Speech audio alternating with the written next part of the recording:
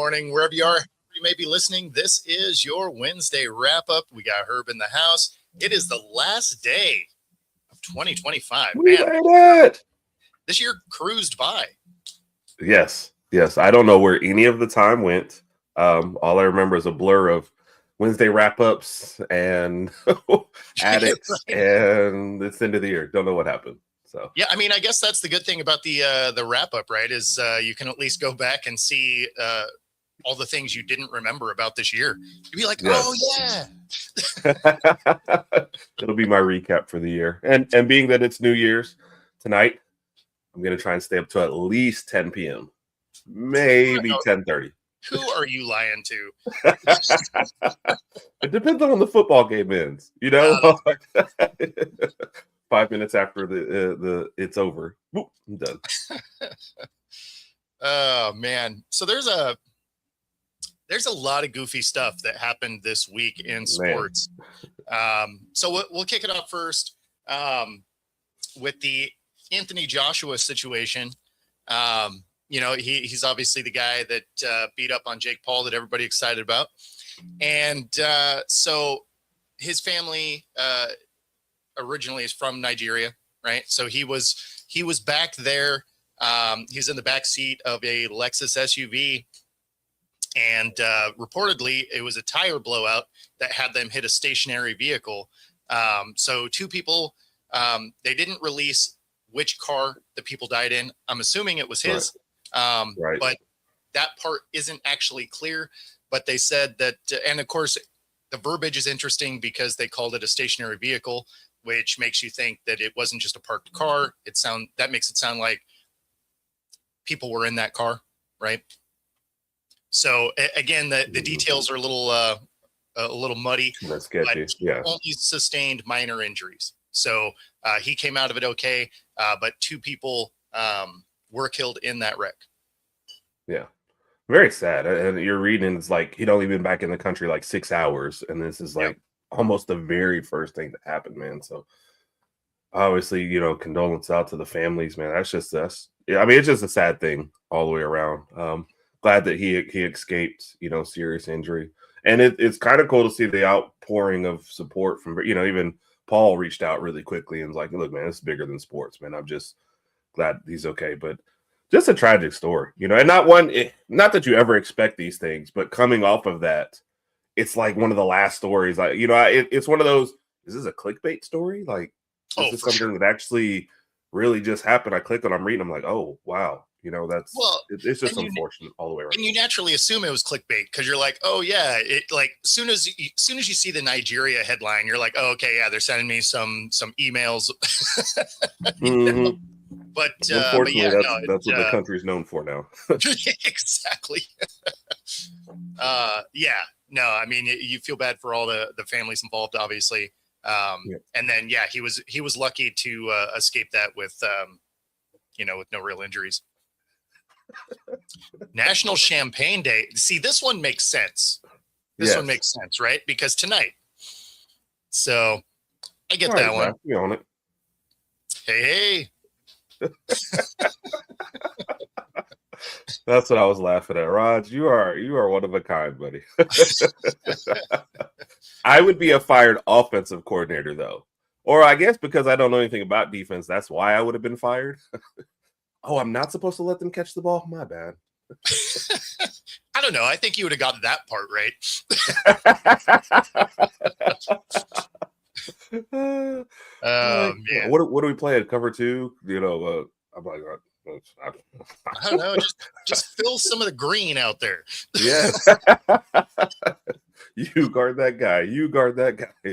See, that would actually be an upgrade if it was Dallas's defense. Just follow the other team. Yes. Oh, okay. That makes more sense than what we were doing. That's exactly what it would have happened. And of course, speaking of atrocious Dallas defense, Trevon Diggs was released. The thing that's kind of wild about that is he had 3 years left on that contract. Yes. Now, he's been a problem, no question. There's also been moments through this season that he's shown a lack of effort. Right. plays that he just gave up on. He's not really having the upside that he used to have. So it used to be he was kind of bad in coverage, but he could make a dynamic play, get the interceptions, turnovers, all that. Now he's still struggling in coverage, but he's not coming up with the turnovers. You pair that with the attitude and the lack of effort at times. So them wanting to move on from him isn't a huge shock. I think it's just the fact that it's a $97 million cap hit, and his contract went through 28. Now, there's not a lot of guaranteed money in it. It was a very incentive-based contract, right? So, like, it was incentive heavy. This next year, they owe him another $500K for this year, but for next year, they owe him 12.5 guaranteed, and then the year after, it's like 5.6. But there's a way that it could be 12.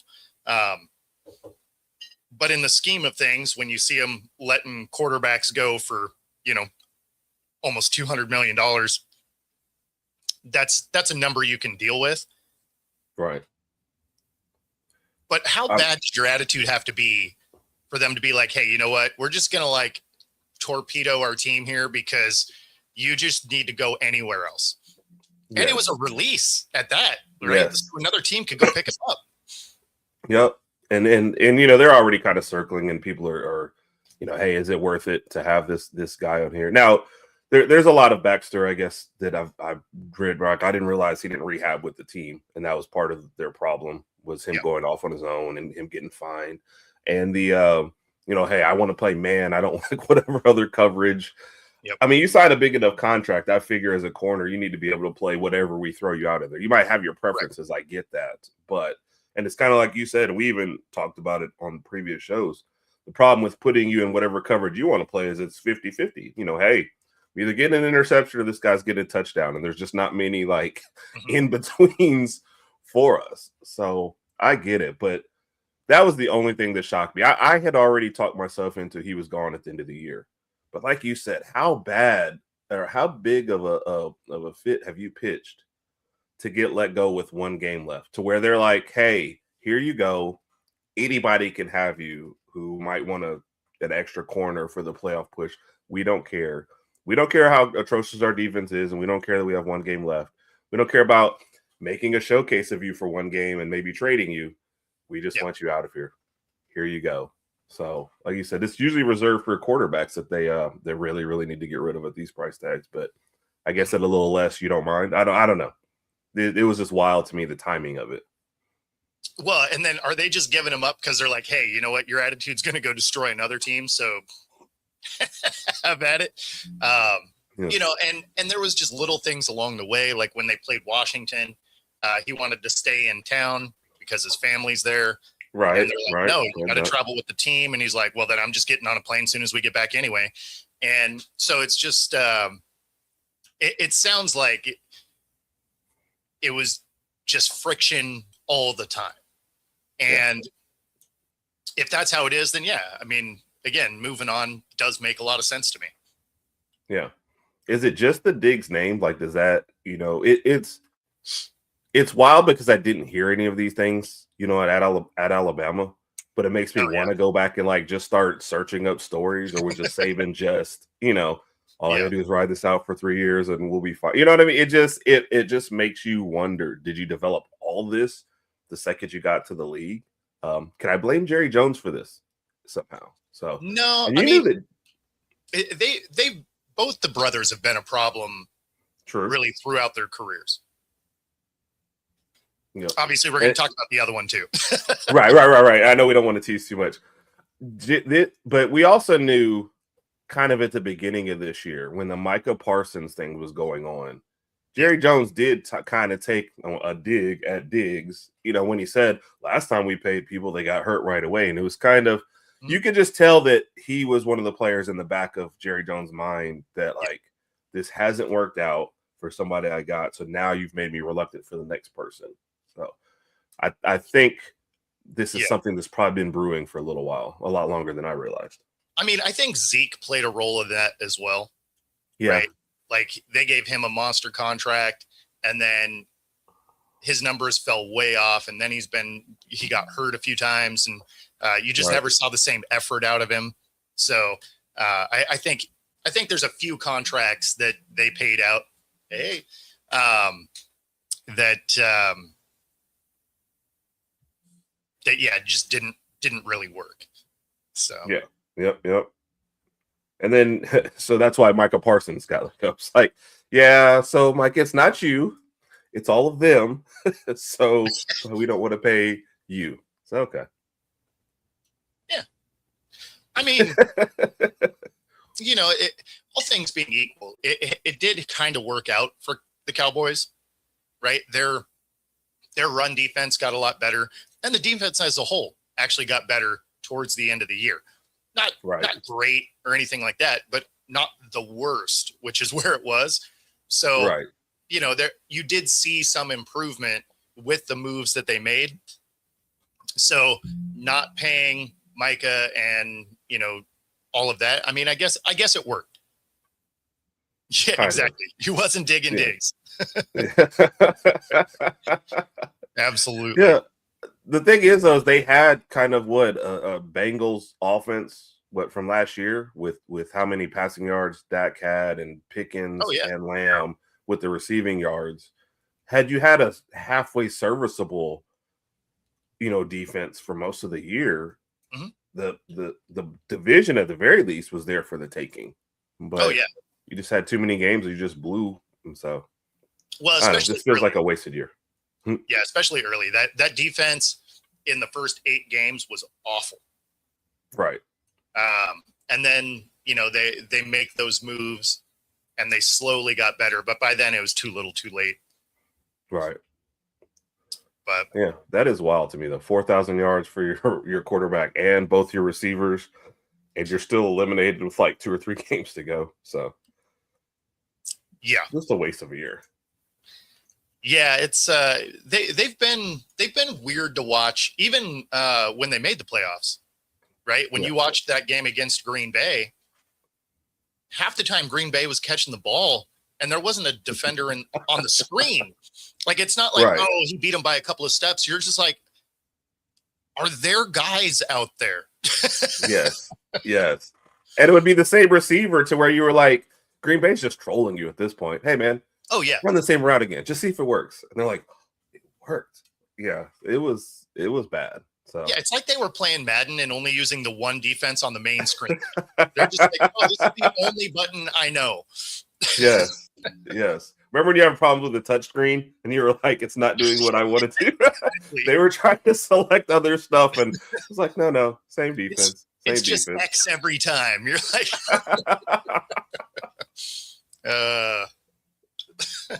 so then there's his brother. Oh God. And this one's weird. So, and it's funny because we've talked about him on this show about being a model citizen this year, because maybe it's a contract year. So he's been really quiet. He's balled out. He's, 1,000-yard receiver. Like, everything you saw from him, you're like, oh, okay. Like, here we go. Maybe because it's a contract year, he's figured out how to calm down, because we've watched that happen before. And then December 2nd apparently happened. Now there is a little more information than when we reported about it yesterday on TikTok, because that story broke while I was on TikTok Live. But so apparently the lady that he assaulted, allegedly, let's not sue the show. Yes. We don't know anything, and we don't have a side. What's that? Yeah. I said we don't know anything. We're just we're just reporting on what has been released. Yes. So allegedly, it was his personal chef, right, contacting him about back pay, right? That she thought she was owed. Now he has been charged with a felony, strangulation, and misdemeanor assault and battery. The way that it has been reported is he put her in a chokehold, WWE style, and then threw her on the bed.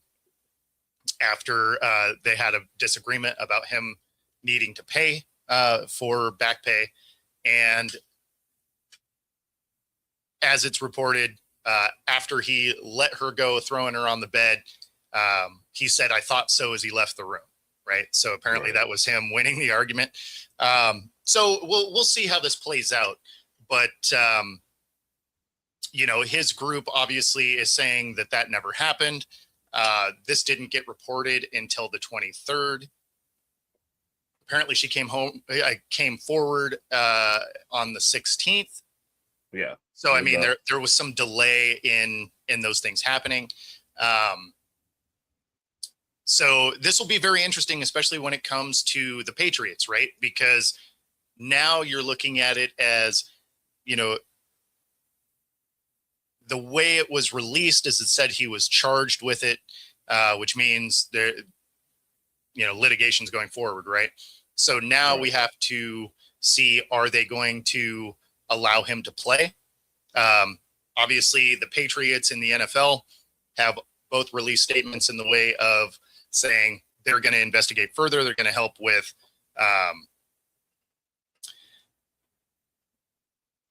they're going to help with the investigation however they can.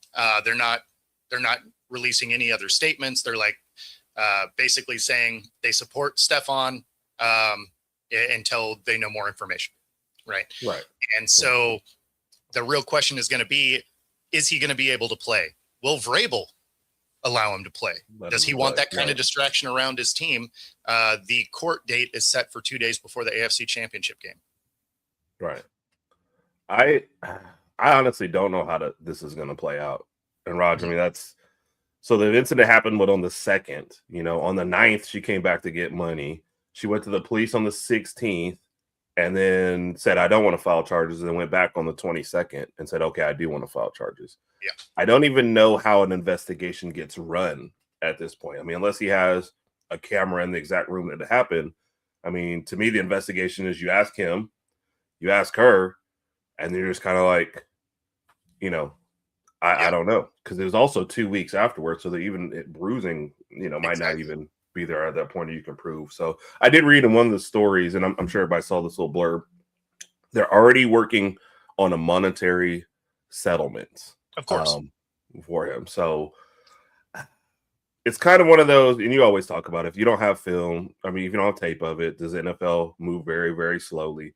So it's almost like he gets through this season unscathed, and then like in the off season, they come down with something after they have more time. But it's such a quick schedule of things.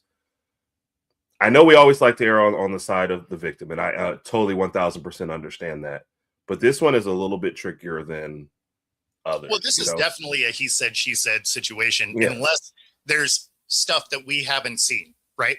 Mm-hmm. And of course, the fact that this is brought forward, a couple of days ago, obviously there's going to be things that we don't know yet, right? Right. So obviously you have to reserve judgment for that, because this could just be somebody trying to get a cash grab. Right. Or it could be the Stefon Diggs that we're used to seeing, right? Right. I mean, that's the hardest part about this, is we've watched his attitude. And so this isn't like a far stretch when they're like, oh, yeah, he was a jerk and like put hands on somebody. You're like, yeah, I mean, I don't know. That kind of tracks. So, right. Yeah. Like if this was Drake May, you'd go, nah, I don't believe it. But because it's Diggs, you're like, oh, yeah. And it's certain people always seem to be in this kind of trouble. You're already in trouble, like you said, right before the season. You managed to tone it down for the entire season, and then we get an incident at the end. So, I don't know. Well, and it's sad for all involved, and especially if. Oh, good. I was just gonna say, if it went down exactly, especially like she said, it's just stupid behavior.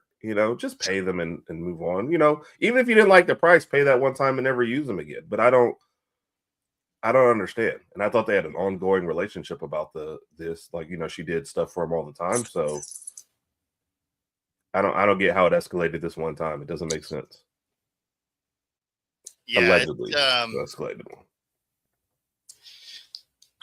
Yeah, that is the hardest part with it. It is like you said, if it was Drake May or something like that, you'd be like, yeah, that doesn't sound right. But when it's Diggs, you're just like, man, that is probably accurate. Again, allegedly. Yes. Yes. So, yeah, I don't know. It's it will be really interesting to see how this plays out, though. And realistically, he's probably going to get a play, right? I mean, that's what I think. Until you get some actual information that says one thing or the other, you have to go on. This is an alleged thing, innocent till proven guilty kind of situation. Especially because he's their number one target. If this was the 53rd man on the roster, dude would disappear from existence on the team. Yes. But because this is their number one receiver that's got over 1,000 yards and all of that, they're trying to win football games. So we'll, I don't know. Crazy stuff. I did find it funny, though, because they had all the noise going into the season. He toned it down. We talked about how quiet it's been for him. And then here we are when it matters the most. Right. He's, in the limelight for the wrong reason yet again. Yeah. And I feel like and the timing of both of these stories kind of happened close with both Diggs brothers. Just, you should, because they're two totally different incidents, you shouldn't associate them. But, in the back of your mind, most guys are like, oh, do we want to get involved with either one of these guys, kind of in our future. So I do think you associate them, much like how Raj gets dragged down by me sometimes and my terrible behavior just for that name. So I don't know. It'll be interesting on both of these guys what happens next. But I agree with you. I do think he ends up playing, and I do think they figure it out. Well, especially because you don't have any, you don't have a court date or anything until you're in the AFC Championship game. And even that seems fast. Right. When you think about it. I mean, last time I got a traffic ticket, it was like 6-7 months later that I finally got to go to. So, I know. So for this to show up like if you want, turnaround is wild to me. Yeah. Brad, I did not see anything that said the Eagles claimed Diggs. I hadn't seen anything. Yeah, I didn't see anything. Has he cleared waivers already? How quick is waivers? Well, I mean, the waivers start as soon as the release happens. So, I mean, hypothetically, you could do it the same day if you wanted to, but yeah, I didn't see anything like that. I don't think they need him. I don't think that's a defense that needs Diggs. They certainly don't need more attitudes in the room. So, you already have AJ Brown and stuff. You don't need to add more chaotic figures to it.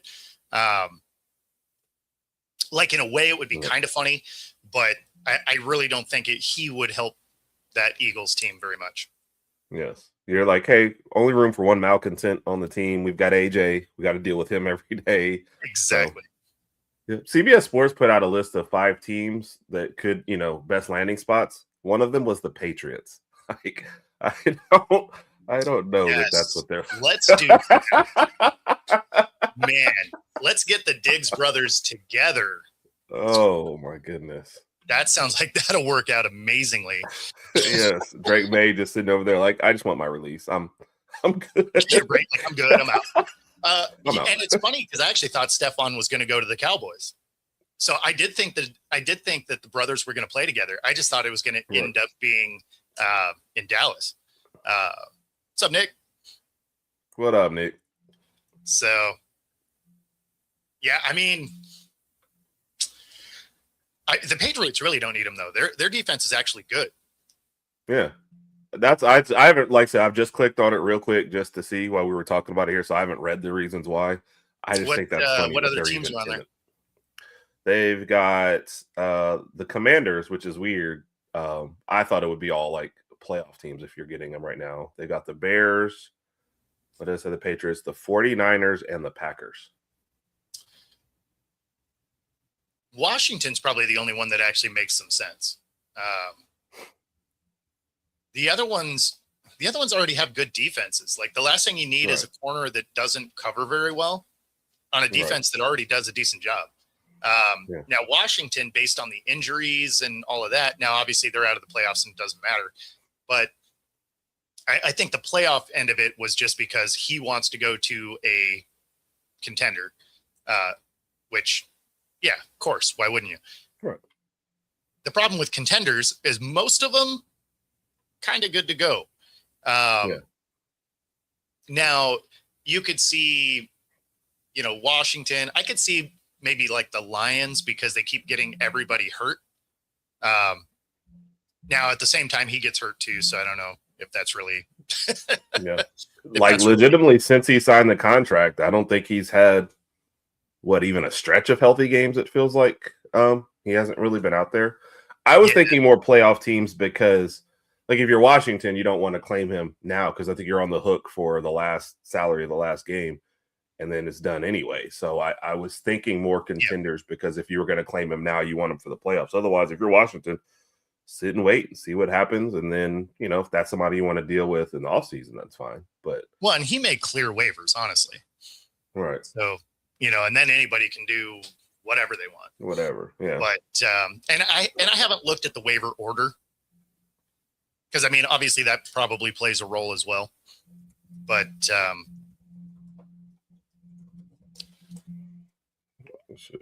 don't know. Like I always have a tough time with culture killer attitudes. Yeah. Right. So like it's one of the reasons why I wanted, them to move on from DK. Like I would never want to bring in Stefon Diggs or, the Eagles could claim him. I don't think they do. I think that would be, I don't think he fits what they do there. Yeah. But, like those kinds of guys, like I didn't like when Seattle went and got Percy Harvin, right? Elite talent, but the attitude problem just made it something that I wasn't interested in, right? And it's because football is that true team game. So you can't have anybody that's just, it's all about me, because there's just too many moving pieces in football. So every time you have that prima donna that needs all the attention all the time, it's like, you're a distraction to the team. I would rather have a good all-around team than have a couple of stars that are annoying. Yeah, for sure. Yeah. We've talked about it. You put up with a couple stars that are annoying when it's basketball, and those two guys can really shape the entire team. But for football, you can't do it. And they have the waiver order. The Commanders are actually second to the Panthers on this. So it's like Patriots are like third. So, but no, I agree with you 100%. And if you're a playoff team, you're pretty much set and going, and you don't want to bring in a guy, especially a guy who's already basically been banged up and has told his previous defensive coordinator, like, I want to play this coverage and I hate basically all the others. So, which I mean, it's great. I know, we read all the time with certain corners that love man-to-man coverage and they're great at, and that's fine. But they've got to be great at the whole thing if you're going to be a great man-to-man cover, Like if Sauce Gardner's like, hey, I only like man-to-man, you never read about him getting burned like every other play. So that's fine. If Sauce says I want to be man-to-man, like, all right, let's listen to that guy. But if you're getting beat on half your plays, I can't really listen to what you like to play. Sometimes I have to bring coverages so I can protect you and protect the whole team. So I don't know. Yeah, I mean, the Packers potentially could take a swing at him. List. Yeah. I mean, maybe. I don't think they're a Stefon Diggs away from making a run. Or Trevon Diggs, I mean, that's the other element of this, right? If you're a playoff team, is the chaos that he brings and the skill that he brings, is that going to be what helps propel you forward, right? And when you're looking at most of these teams, I don't think he is. I mean, the Panthers, potentially, I guess, although the Panthers' defense is actually the thing they're good at. Defense and running is what they're so they're exactly. Plus, I mean, you're talking about a guy that you're going to get for the last game of the season. he's not going to be highly effective, right? Right. You're just getting him to your team. So your defense, like you're going to have to run some really basic schemes if you're going to have him out there. Yeah. And then what? You're going to have a week or two to try and get him up to speed for the playoffs. Right. And I mean, it's already Wednesday, folks. So exactly. Yeah. Exactly. Yeah. I mean, you'd have to sign him today to have him even eligible for this weekend. Yeah. So, sure. And it would have to be one of the teams playing on Sunday, because the Saturday teams, if you were to try and sign him today, would probably still not be able to have him ready to go. Like, he'd be eligible, but right. But he wouldn't be, up to speed. Yeah. Time to. No. We don't have to today. Oh, bye, everybody. We're good. Yeah, no, we don't have to say goodbye to our radio audience today, because the radio station is doing New Year's broadcasting, and so it's don't have a sports show on it today, so we get to just kind of cruise along, just chill. I'm staying up till 10:30 tonight, at least. Then maybe 10:45. Feeling good now, but I'm feeling good. Yeah, no, they go back to their normal programming on January 5th. So next Wednesday will be back to the standard programming, but yeah, they're just doing New Year's special. So yeah. Well, and to your point on the Panthers, they play at 3:30 on Saturday. That makes it even less likely if they won it. Exactly. Yeah. Like you said. So well, and these are games that are, huge games, right? The Saturday slate are for the division, right? So you look at the Panthers Bucks game, that's for the division. Well, I mean, it's for the division. It's not for the division, but it's for the division. And then, of course, the evening game is the Seahawks Niners, which is for the number 1 seed. That's a big game. Yeah. I didn't foresee this, at the very beginning of the season. For sure, with the 49ers. And then halfway through, I was like, all right, they've got Steve. But you felt like, and then what was it? The last year when we thought, okay, this is their last year before they have to break things up, and they got injured and the train just totally derailed. It felt like this was the same. And they did have to break it up, right? Like they started losing guys because they had to dump salary cap, and then somehow they got better. Yeah. It's like, Debo, were you just breaking us down? No disrespect, but it's just funny to think of. We're getting all this, we're losing all this. Man, bringing Salah back for the defense, like huge. It does kind of tell you, and I can't say that he failed as a coach. It was with the Jets. Who knows what anybody could really do there, but it does show you sometimes that guys are really great on certain sides of the ball, and sometimes just let them cook on that side. So kudos to the 49ers for putting themselves in this position. So no, I mean, they've been great. Like, it is, as a Seahawk fan, super frustrating, but but no, their ability to reload and go has been really amazing. It's been amazing to watch. And that's the front office, right? Like, that is John Lynch and their guys getting talent. Yep. But I do have a question about that game. Do you believe in Darnold in big games and in the playoffs coming up? So as long as the offensive line can protect him, yes. If you have offensive line meltdowns, then no. And that has less to do with Darnold in big moments. That's just Darnold as a quarterback. When he is under duress constantly, he throws picks, right? When you look at the interceptions that he's thrown this year, it's because the interior of the offensive line let a free rusher come through, or he's scrambling, running for his life. So if they can keep him upright and protected, he can play with anybody. If he's going to spend a lot of time inspecting the grass, then it'll be a tough day. Yep. No, well said. I'm looking forward to that game. That should be a fun one. Of course, it's a quarterback award. Everybody knows this. Yep. For a running back to win it, you have to set the touchdown record, or you have to set the rushing record. One of the two, or both, right? When you look at the last two guys that have won the MVP as a running back, Adrian Peterson sets the touchdown record. The last guy before him to win the MVP as a running back was Sean Alexander, who set the touchdown record, right? So unless you're resetting a rushing title or the touchdown record for a running back, you're never going to touch the thing. Yeah. If Barkley wasn't in the mix last year and was highly regarded as like third with the season he was having, and I know you don't count postseason, but they go on to win the Super Bowl and he's largely the guy. Yeah, it wasn't going to come anywhere close for a while. No, I mean, if anybody was going to do it this year, it was going to be Jonathan Taylor had he been able to stay on the path that he was on. But he had such a big drop off here over the last 5 weeks that that's not even a conversation anymore. So, no, it's a quarterback award, and it's actually kind of where we were going.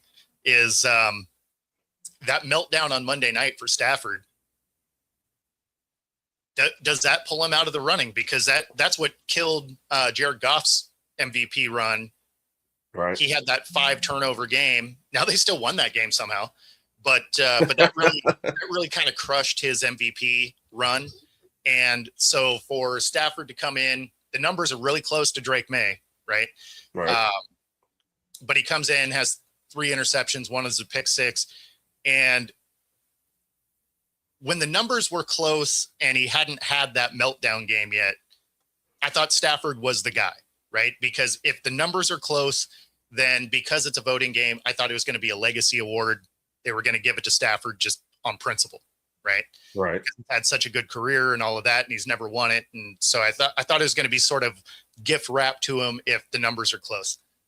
But now, because he's had that meltdown, does Drake May find himself in the driver's seat, despite the fact that they haven't played anybody really? I mean, that's the knock up against May is his numbers look good, but they've been playing cupcake teams the entire season. So I still think it's a close race, but it definitely hurts Stafford's chances. Yeah, for sure. And it being a primetime game, that's, and that kind of gets you well. And then let's be honest, not a highly regarded opponent you were playing against either. So all these things I can't, and it's the voters are human. So I think you look at all those. I mean, he's still ahead, by 12 touchdowns on him. He's 200 yards ahead of him. And they have the same amount of interceptions even after that meltdown. But we know perception is bigger than people actually reading stats. There'll be one guy in there who doesn't watch a single game and will read out all the stats. And there'll be another guy over there who is not looking at any stats and go, did you see him lose? Yes. And Drake May's got the, number 1, number 2 seed or whatever. So I think it'll still be close. It would help if Stafford was still playing for the division this weekend.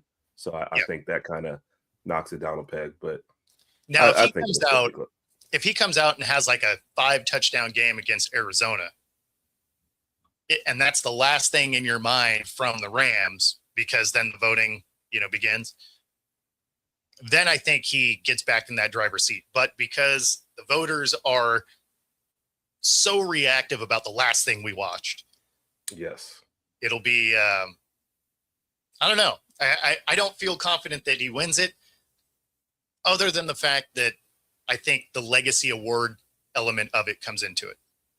For sure. No, I agree with you on that part too. I think you will look at the full body. You'll probably even go back to, let's be honest, he had to languish in Detroit for a long time, gets traded, wins a Super Bowl, and there will be people. And I love whenever you give these arguments, people are like, no, it's a 1-year award. None of these awards are. I remember when they had Heisman voting before they would ever vote in an underclassman.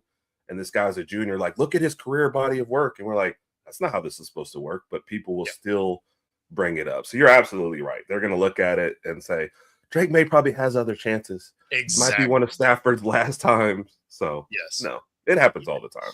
And it shouldn't be that, right? Like it should be stat based, right? But it's not, because it's people. Nick's making my point, so that's why it's, I guess this is the exact. Nick listened to me and was like, I'm gonna type it out and make it longer. No, and that's exactly what we're talking about is, it'll be that legacy award, despite the fact that it should be just based on that season's numbers. And even with that, Stafford should probably win. But because people are the catalyst behind this, it's not just numbers. That's where the body of work and how, the the fact that he only has a year or two left, probably, and all of that plays a factor. It shouldn't, but it absolutely does. Yeah. I thought the X factor would be Drake May's running, but I didn't realize he only has 4 touchdowns on the ground this year and like 409 yards rushing. So I don't think it would be like the bump that I thought it might be. So he hasn't had Stafford. like a Lamar type of running game or anything. So I think he's just mobile enough to scare you. He's had key runs, but not like a lot of volume. Yeah. Which is smart on their behalf. That's why you go out and get them the receivers you have. So for sure. No. Well, yeah, I mean, I do think Stafford ends up with it. So me too. Obviously, he can't go out and have another bad day. And Arizona is Arizona. So like you should beat the brakes off them, but then they'll like randomly want to play football.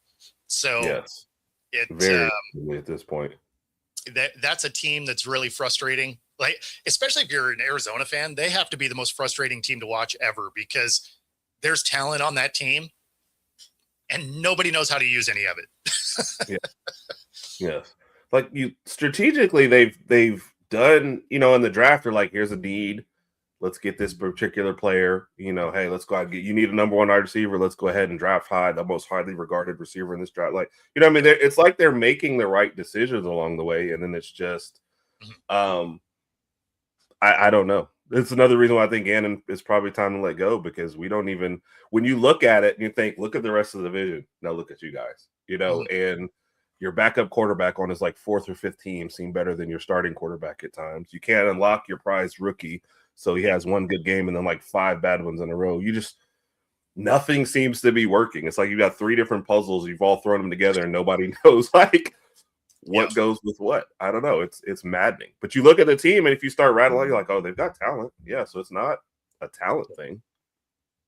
Yeah. No, it's a coaching thing. Right. So, I mean, you have to think that Gannon's probably on borrowed time also. I mean, they just can't figure the coach out there. Really, they haven't had solid coaching since Arians was there. Yeah, true. And emotions will play a big role in this. You're absolutely right. Stafford's path to the numbers that he has is significantly harder. The Patriots have had arguably one of the easiest schedules in a decade. So, and again, I think it goes to him. Having a bad outing on national TV is rough. Yeah. Yep. No, I agree. But getting to, and are they, I guess I'm looking at the standings. Does this actually mean anything to them? I mean, they're at the 6th seed. Yes, it does still mean something because of the tie that Green Bay has. So I think there's a scenario where if they lose and Green Bay wins, they can slide to the 7th seed. Okay. I'd have to look again. I know there's a weird scenario where they could drop. That being said, their coach came out and said that they are absolutely playing their starters because, and it makes all the sense in the world to me because they've dropped the last 2 games. Last thing you want to do is lose 3 straight going into the playoffs. Like you never want to back into the playoffs, right? Like you want to have something momentum wise to get that taste out of your mouth, losing to Seattle, then losing to the Falcons. Last thing you want to do is lose to the Cardinals also. So if I told you they went 1-2 versus the NFC North, NFC South, you wouldn't have thought that the Bucs was the one win and that they lost to Carolina and to the Falcons. Yeah. Like, what was going on in these games? I'm sorry, 2-2. They did beat the Saints. Yeah. But did not see those other 2 coming. And that's what keeps you out of the number 1 seed is those kind of losses. That's wild. Yeah, because I mean, when we played the South, the Bucs was the loss, right? And I think, which is understandable though. Yeah, like the Bucs were a good team. Plus, we played them before everybody was hurt, right? But and yeah, Carolina is good at defense. I would not say that they are a good team overall. They got swept by the Saints. Come on, Nick. We can't say they're good. Yeah, no, like they're a decent team, but there's a reason that they could win their division after this weekend with a losing record. So let's not go out there and say they're a good team. Yeah. They have good elements of their team. I wouldn't say that they're a good team. Yeah. They could lose this game and just sit there and watch the Falcons game and back into the playoffs and get a home game. Exactly. So this would that would also mean that nobody wanted to win the division because you'd have three teams at 8 and 9. And the tiebreaker was a coin flip, like literally. Somebody's having off. Just pretty much. You go. So it actually goes down to like the 5th level of tiebreakers, and that's how the Panthers would win because the Bucs lost to Atlanta and the Panthers beat Atlanta, so it comes down to the strength of victory, which is hilarious. So sounds like something you made up right before the show. No question. Yeah. And then if you go to the 7th one deep, it really is a coin flip, which is also hilarious. So, it's I don't know.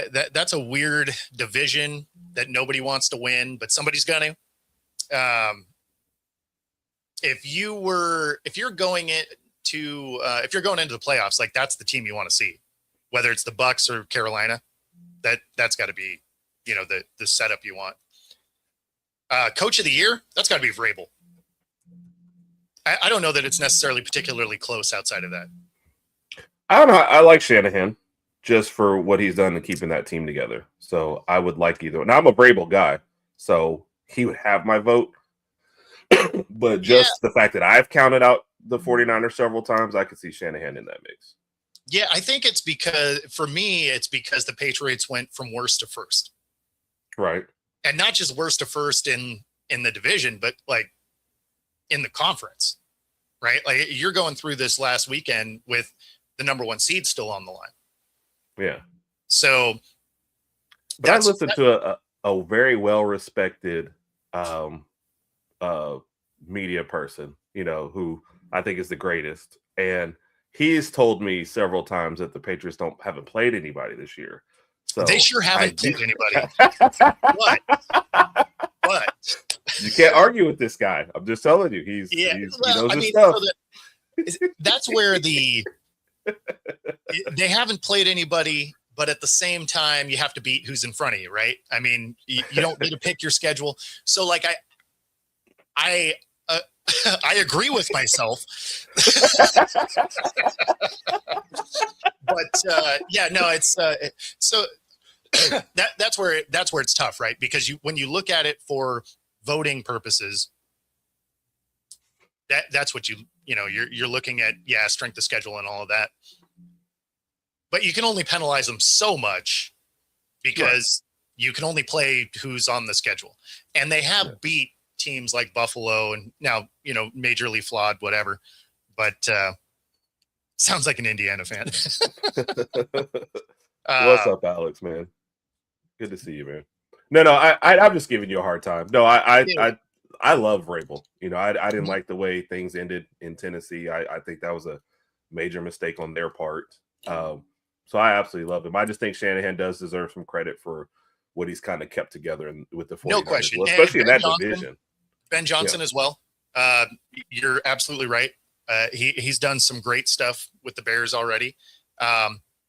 McDonald, for sure, would be in that conversation as well, especially when you go back to what, all the talking heads in the media were predicting for the Seahawks. Are like, oh, this is a 5 or 6 win team.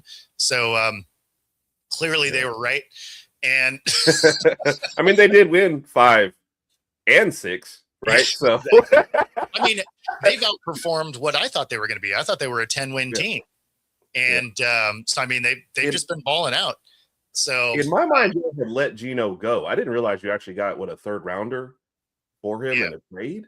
That's wild. Y'all didn't really you didn't send Geno there though, right? It's like somebody in Geno's body or something else is going on. That's one of those underrated trades. And then picking up Darnold for less money has you in the mix for a number 1 seed. That's crazy to me. Yeah, I mean that is a really a testament to your GM, right? Because Yeah, that's who orchestrates for that whole sure. thing. So yeah, I would say that Schneider is definitely up for GM of the year, and which is also weird to say because we've had so many like weird draft things that we're just like, how can we never get offensive linemen? But but yeah, I mean he's going to be in the conversation for GM of the year. But yeah, I mean I think it's going to go to either Shanahan because yeah, he's been able to continue coaching that team with everybody getting hurt. Vrabel, I think, is in the driver's seat just because, again, how bad the Patriots were last year compared to what he's been able to do with them this year. And then, yeah, Ben Johnson and McDonald are both going to be in that conversation as well. They'll right. Certainly get votes. Yeah, for sure. Well deserved too for what they've done with their teams. You're looking at I mean, beginning of this year, you probably wouldn't have said something like Seattle might be a number 1 seed. The Bears are in the mix. Patriots could be. And you'd like, maybe I'll buy one of these stories. I'm not buying all 3. So kudos to that. So yeah, O'Connell's definitely not in that conversation. Yeah. Yeah, and 7 wins was actually generous. A lot of them were 5 or 6 wins. Yeah. So, and yeah, Patriots. We don't really know what they are yet. They did have a really easy schedule, and they may get dropped out in the first round. Although I don't know if the Bills do it because the Bills have been really inconsistent. Yeah, like if Josh, the Bills just keep saying, yeah, and that's it. They're like, all right, Josh Allen, we just need way more from you. So I don't know. Like, I see why they moved on from Diggs, but it would be nice to have a number 1 wide receiver that's maybe not your tight end, and have some kind of consistency versus Josh. We just need you to be amazing. What if I'm great? No, we can't have great. We literally need amazing, And it's not like he's got a slouch at running back either. It's just, to me, it's really just there's not a whole lot else he can count on. So no, it's the Josh Allen show. And if he makes any mistakes, you lose. Yeah. Right. It's the defense isn't very good. The weapons are okay. And basically he has to go and be all world or it's an L. Yeah. Which is wild for a Super Bowl contender. Like, the door is still open, but there's a move that needs to be made here before it shuts completely. So, I mean, even though the numbers aren't great, you have to think that he has to be in that conversation for MVP, because if you're taking it for what its name is, right, as opposed to just the best statistical year, and then what we're feeling that day, if you're talking about most valuable, it's Josh Allen every year because they don't add any value around him ever. So, go as far as Josh Allen can carry him. Yep. Which is who was it? I just clicked on it yesterday. Who was trying to make a case for Myles Garrett for MVP, and they were like, "I'll never see that." No. And first off, I mean, if you are going to get a defensive MVP, I need that team to be in the playoffs and be like the 1 or 2 seed. If you're the MVP on a team that's like fighting for the number 1 draft pick, I don't know how that's going to happen anyway. But for me to have a compelling, because like I get that it's a great statistical year, but it's really not valuable because you're not actually doing anything with it. So yeah, I was listening to a Texans podcast one time. They were trying to make a argument for like Will Anderson. He's like, just because, they're actually winning with him out there. I'm like, I mean, Myles Garrett's still having a great season. Let's not take that away from him, but at least get where you're going when you're piling up numbers and your team sucks. So, well, and of course, are you getting more opportunities because your offense can't stay on the field? That being said, that does get us to the top of the hour. If you're watching on YouTube, be sure to like and subscribe. Helps us bring our stuff to you. Otherwise, stay tuned. Coming up next is Coast to Coast right here on our YouTube channel. So other than that, hope everybody is going to go have some fun tonight. Stay safe, and we'll see y'all next year.